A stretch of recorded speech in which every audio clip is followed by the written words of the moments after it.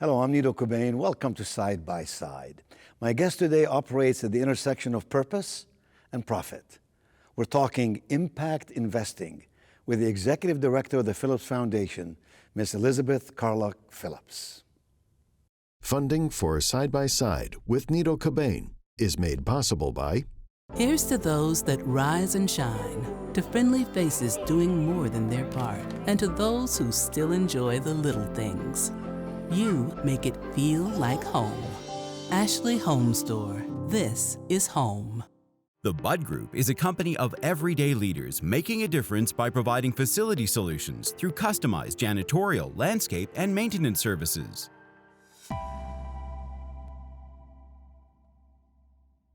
Coca-Cola Consolidated is honored to make and serve 300 brands and flavors locally.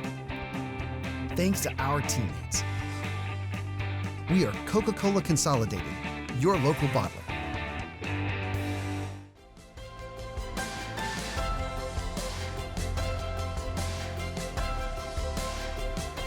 Elizabeth, welcome to Side by Side. We're so glad to have you here today. We've been fascinated by the work that you and your husband and your family have been doing across America through the Phillips Foundation. I'm intrigued to talk with you today about philanthropy. What is it? Why is it? How is it done when it's done properly? I know that you've studied this field so much, and that you have articulated the purpose for the foundation and beyond. I know you have other investment funds that you use for philanthropy. But what is the Phillips Foundation, and what drove you to do what you're doing? Sure. Well, thank you so much for having me back on your beautiful campus. High Point University always blows me away. It's like a movie set here, and I'm so happy to join you. Thank you for having me. Well, the Phillips Foundation was endowed by my husband's grandfather as a charitable trust, and it was the family's philanthropic vehicle dating back to about 2002, but it was not fully endowed until he passed away. And in 2013, we had this endowment that my husband and I were put at the helm of to steward for good. So traditionally, a family foundation grants 5% of its endowment value to different nonprofit charity causes, and the other 95% is invested to sustain that payout. And when the family asked if I would serve as executive director of the Phillips Foundation, I immediately jumped at the opportunity and was so grateful to have that role. And I take it really seriously, still now about 10 years in, as my full-time job, because it is something that is not ours. We did not earn these funds. They were stewarded to the family through this charitable trust. So we want to maximize what we do with every dollar. And so that's why, starting out in my role, I was doing the normal philanthropic practice of donating money to nonprofits. But then I started thinking more and more about the 95% that we were investing, and how could we say we are ultimately making a positive impact in the world if we don't know what the bulk of our endowment dollars are doing, and we're investing them without an eye for impact. So that's where I started self-educating about this new term I'd been hearing, impact investing. What is impact investing? Yeah, so impact investing is essentially just considering the impact of your investments. It's intentional investing. So it's thinking about your environmental, social impact in addition to the financial returns you receive. And for a long time, people thought you could not make competitive financial returns while also considering doing good. But what we've found in practice is you can, in fact, do well as you do good. Since we've executed our impact investing strategy, we've outperformed benchmarks financially. Really? Really? So give us an example. Like you're talking about investing the corpus, the funds in the foundation, in companies or funds that are doing good in the world, good in America, good in the world. What would be an example of that? Great question, and I've got many examples, but I'll go back to the first impact investment we made with Corpus dollars. It was an enterprise in Uganda that I had been a part of as a jewelry designer. I had started a jewelry company in high school, and that led me to East Africa, helping train women how to make jewelry so that they could be connected to the Western marketplace. And what we found is this this company, and it started out as a nonprofit. Now it's a for-profit because it's scaled so much. But they needed capital to purchase raw materials to fulfill an order for Dillard's department stores. I see. So I was on the board, and we're in this meeting. How are we going to get a grant and some philanthropic capital to fulfill this purchase order? And I had just been reading about impact investing, and I said, maybe it's not a grant we need, maybe we just need a bridge loan. And that's something our foundation could be interested in. So this is similar to venture philanthropy, is it not? That's another term. Yeah. Venture philanthropy accepts more risk, and impact investing is really a spectrum from venture philanthropy all the way to market rate returns. I see. Across asset classes. At least that's the approach we take. We call it a total portfolio activation strategy. What percentage of the assets are you willing to put in impact investing? 100%. No. You're serious? Yes. We apply an impact lens across our full corpus, which is now at over $70 million. And we've outperformed our benchmarks on average of 180 and 200 basis points since we took this approach. And we continue to deepen our impact at every level. So initially it starts out as a conversation about what are we going to screen out of our portfolio. We don't want to be a foundation that says we are solving homelessness with our grants, but we're creating it with something in our investment portfolio perhaps, right? Wow. And so we scanned the portfolio to say, what can we take out? Tobacco, nuclear weapons, there's a whole list of things you can screen out, if you so please. So that's called the values alignment strategy. This is so complex. I mean, who does all of these analytics about that? That's a great question because it's not me. I mean, you must be relying on a lot of advisors who are dissecting all these sectors that you're investing in. Absolutely. And as I mentioned, my background is as a social entrepreneur in the fashion world, not in finance. Yes. So we inherited some financial advisors in the beginning of this process as the foundation was coming into its endowment. And I started asking them questions about values alignment of the portfolio. And they started with the negative screen process I just described. And I said, no, I want more. I want our money to do more. And I want the reports to tell us the impact that every dollar is having. We want transparency into the dollars we are called to steward. Right? And so the advisors thought I was a crazy little millennial with these pie-in-the-sky ideas. And so I had to fire them. And then we went through a national RFP process to find the right advisors. And we landed with a firm out of Chicago who had done this for another young woman who had come into stewardship of a lot of capital about a decade prior. So they had enough experience to guide us on this journey towards 100% impact. So your influence and impact as a foundation works in two ways. One way is the grants that you actually distribute, that you give to other organizations and other causes, plus the actual assets of the foundation that the foundation owns, called the corpus. Those two are doing good in the way that they are invested to create additional returns on the investment. Absolutely, and sometimes it's a blended approach. So there's a tool in family philanthropy called a PRI, program-related investment. Now, PRIs have to be impact first. You can't go into a PRI according to IRS rules and regulations for the financial return. But you can go into it for the impact, and if the financial return is icing, that is okay. So sometimes and PRIs qualify as your 5%. They qualify as a grant, technically. So a lot of our 5% that we distribute in grants and PRIs does make a return. I see. So it's like a grant that gets paid back, but it accomplishes something a grant could never accomplish. Venture philanthropy, is it not?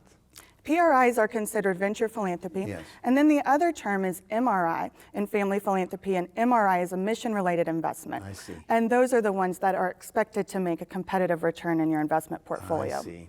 Well, Elizabeth, what is disruptive philanthropy?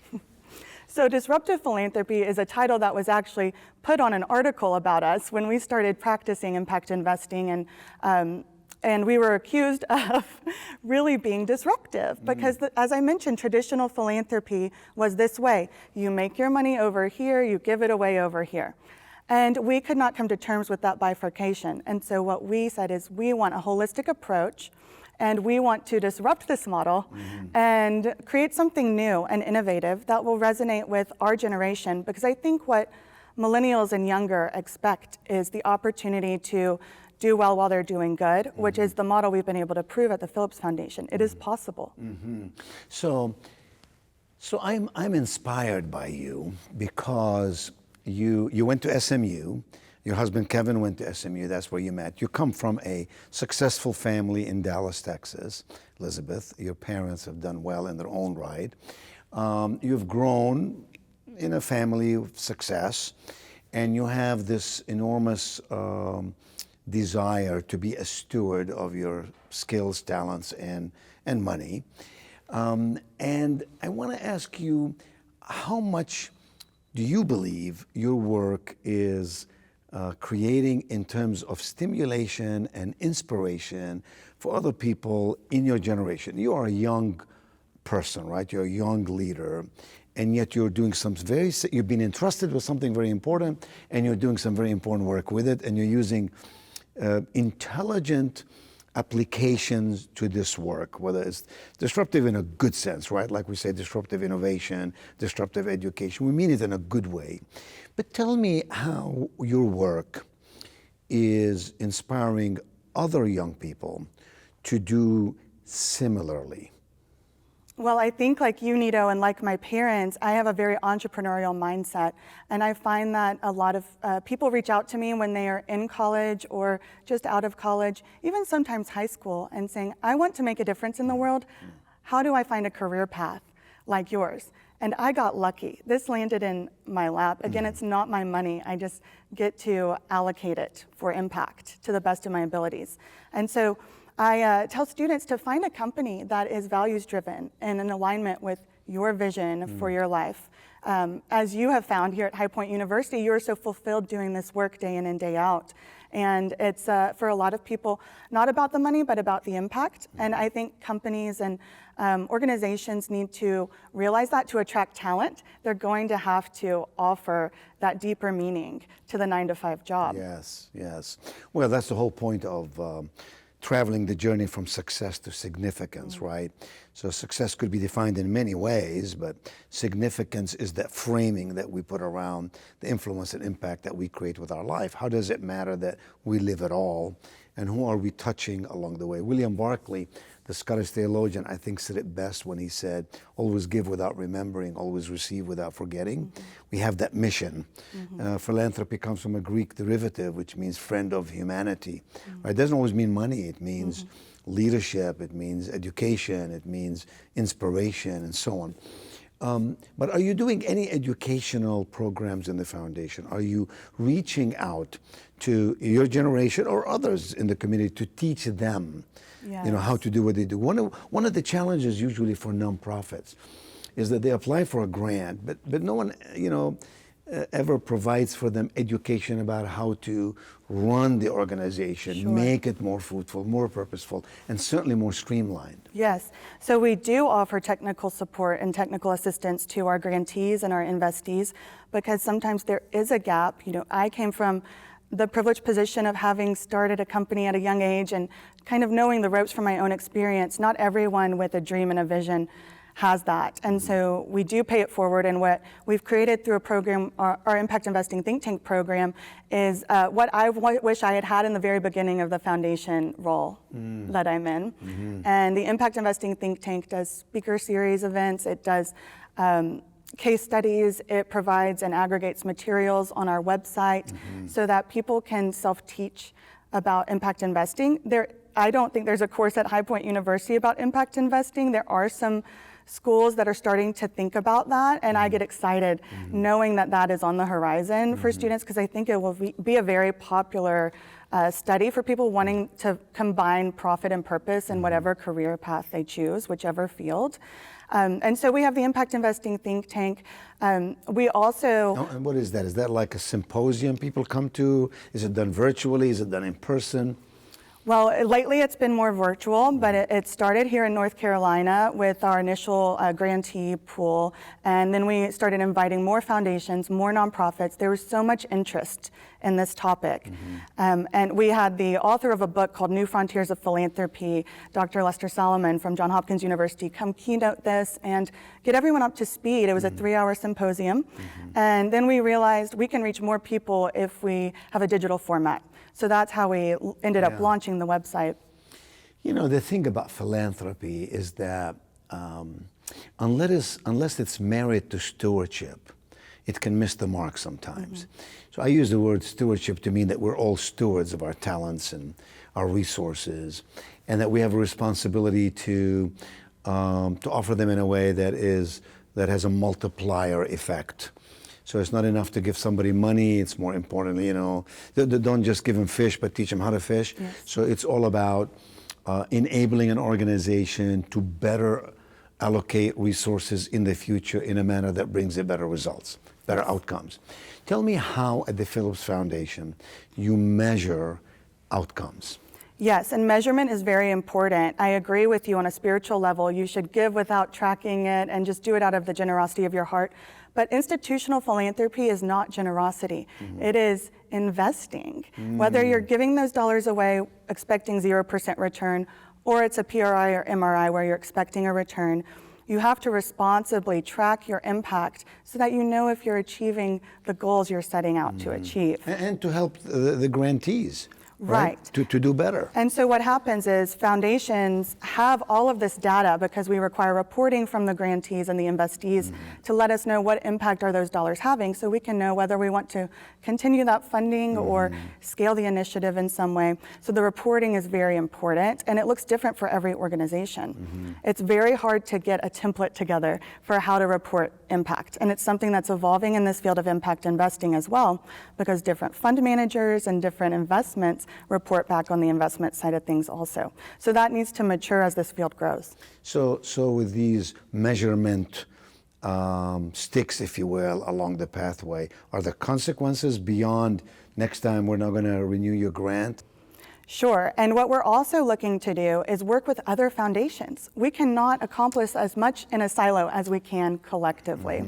And I'm grateful for the men and women who had been in philanthropy for decades before I came into this work, who taught me so much, and it's really a learning journey. We came into our role at such a young age. We knew we didn't have the answers. So it required a lot of listening of those on the ground, the practitioners delivering the impact, being the hands and feet, and it required learning from people that had been in this game for a long time. Elizabeth, how old were you when you were entrusted with the Phillips Foundation? 24. 24 years young, and you became the executive director of a $70 million foundation. And along the path, you have helped, would you say, how many organizations in terms of grants alone? Oh, goodness. I don't have a number for that. But scores of them. Scores, yes. And millions of dollars.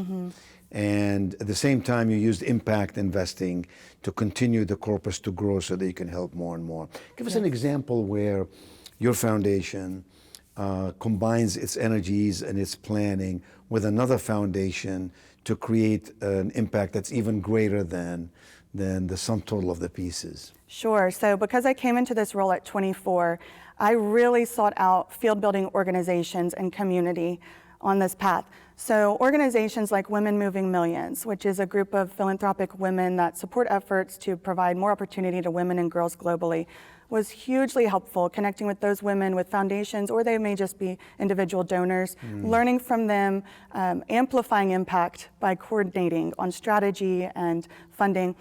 Then also the National Center for Family Philanthropy was something hugely helpful in the beginning and still to this day by connecting me with other foundations and other philanthropic families who have similar challenges. And that has made all the difference in the world. On the impact investing side, it has been an organization we co-founded called The Impact, a group of families, it's global, from Korea to Germany to all over the world, and we get together and talk about how can we make more impact investments more effectively. And it helps with deal flow, it helps with learning from each other on the journey. But our foundation supports field building organizations like that as well, outside of our place-based strategy, because it's made all the difference for us in getting smarter quicker. You don't necessarily combine your funds. You just talk globally and universally about ideas and how we could do it better. Yes, but in some situations we form coalitions to address a certain problem or to create a fund that serves a certain purpose. We are scanning the field for what are the gaps, right? And so with that entrepreneurial mindset, again, where can we serve as catalytic capital where there may not be creative financing for something otherwise? Because a lot of startups, social entrepreneurs, nonprofits, they can't go to a bank and get a loan with no credit or track record. right, for what they're doing. And so I really believe that philanthropy's best and highest use is as risk capital. The government cannot gamble with taxpayer dollars, so they're not going to be as innovative as we would all hope, right? That's never going to happen. So we can be the risk capital to prove something and then take it to tap those larger public budgets and make change. Give us an example. Let's take a state like North Carolina. Give us an example of a project that you're exceptionally proud of, the work of your foundation in North Carolina. There's so many. I think a good example of what I was just describing as far as proving something then scaling it out statewide would be a grant we made to Youth Villages. Youth Villages is the safety net for children in foster care. And they had an initiative called Lost at 18 because a lot of kids were aging out of foster care and then not finding success on their own. And so we were approached to fund the gap in Guilford County, North Carolina, where this High Point University sits. And we were able to write the full check for what they needed to scale their programming out countywide. So we took that pilot and we got the metrics on the impact, on the cost, and then took that to the state of North Carolina. Youth Villages has lobbyists who go and sell this to legislators. And when they saw the math, that you actually save taxpayer dollars by serving this demographic instead of them getting lost at 18, then we had a moment. And so Youth Villages was able to scale out statewide. So the seed that you invested with a local organization multiplied itself across the state. Yes, and it took about $800,000 of our philanthropic capital to tap millions of dollars from the state of North Carolina when they saw what a win-win this was. It's sort of a public-private effort to make something good for the state. Yes. Tell me what's next for the Phillips Foundation. More of the same? Are you working on some unusual venture? I mean, we've learned from you today about, venture philanthropy, impact investing, disruptive philanthropy, all very interesting terms, and all terms that are extensions of literally centuries of philanthropic efforts that families have done. Now there are new ways of doing things and more impactful ways, more influencing ways.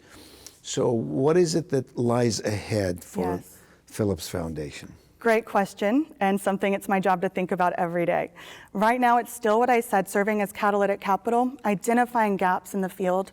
And one thing we have done recently with a lot of nonprofits having a hard time doing in-person events is go to people wanting to help and connecting them to those nonprofits who can't have their luncheon at the moment, or are trying to think outside of the ballroom gala. And so it's called Reality Check It, and it's an initiative that's all on social media, and we're focused right now on the Dallas, Texas community, and it connects people on social media to nonprofits and causes they care about in real time. I see. So if someone is on social media and has a certain need, you connect them with an organization that can meet that need? Yes, and so we have featured about 400 nonprofits today in the Dallas community. And it's a great way to mobilize and amplify the impact we can have as one foundation versus what a community can do when there's real need, as long as they understand what the need is and how to respond. I see. So that's one thing. Another thing we're doing is continuing to deepen the impact of our investments. ESG screening, environmental social governance screens on the portfolio is a baby step. We're trying to peel more and more funds from ESG into deeper impact strategies as those opportunities arise. And so we are not a foundation that says we are focused solely on environmental climate issues or solely on X, Y, and Z social problems. We're opportunistic in the investments where our capital can be catalytic, can make a difference, where we can measure impact, and know and sleep at night that we are doing the best we can with this platform we steward, because it was intended for philanthropic good, and we need to be sure that that's what it's accomplishing. So Elizabeth, you were blessed to have a father-in-law who left significant funding with which you can do that. What is it your personal view about how an individual, perhaps without such resources, or even a family with very limited resources, can they be philanthropists, and if so, how? Everyone can be a philanthropist, and that's also a big focus of our foundation through our Give As We Grow initiative. We want to democratize philanthropy. You don't have to have an endowment to practice philanthropy. As you said earlier, philanthropy is the love of mankind. It's helping humankind and the world we live in. And so anyone can do that. And Give As We Grow offers a platform where parents can start educating their children about philanthropy from the age of 3 up. And we're creating an app for it now. It's a demo website at this time. But we came across so many families who are saying, we want to raise the next generation of generous citizens. How do we do that? So it starts with Elmo teaching kids financial literacy, and then it grows with the child and the family. They can track their giving over time on this platform, and they have educational resources as well, so that they are growing up understanding philanthropy for when they do have whatever platform they're given down the road. And that's really what it's all about. It's an evolutionary process that we have to plant seeds of greatness in the minds, hearts, and souls of young people so that they grow with a sense of responsibility for the world in which they reside. We've all been given so much in America, and we need to appreciate it and be grateful for it every day, and to show that in multiple ways like philanthropy. It's so good to have you on this program. I'm glad you were side by side with me. I wish you and Kevin and the Phillips Foundation the best ever. Thank you so much. Thank you. What a pleasure. Funding for Side by Side with Nido Qubein is made possible by Here's to those that rise and shine, to friendly faces doing more than their part, and to those who still enjoy the little things. You make it feel like home. Ashley Home Store. This is home. The Bud Group is a company of everyday leaders making a difference by providing facility solutions through customized janitorial, landscape, and maintenance services.